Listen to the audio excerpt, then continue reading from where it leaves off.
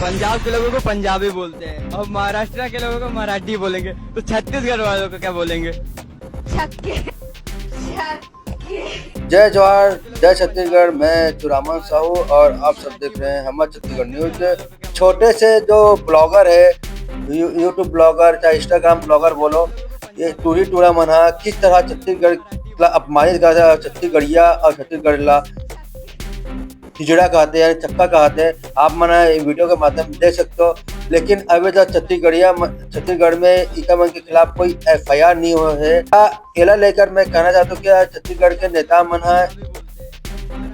का चक्का है जो ये टूरी और टूरा के ऊपर कार्रवाई नहीं करते। का हमारे छत्तीसगढ़ के नेता मन और छत्तीसगढ़ के कुछ ऐसे मन जिका में खून नहीं खोले, छत्तीसगढ़ गाली गलौज करते का ये मन हम चुन के लायन था। ये मन का हिजड़ा बन के बैठे हुए हैं। छत्तीसगढ़ के यही स्थिति है कि कोई भी ना कोई हर दिन वाला अपमानित करते छत्तीसगढ़।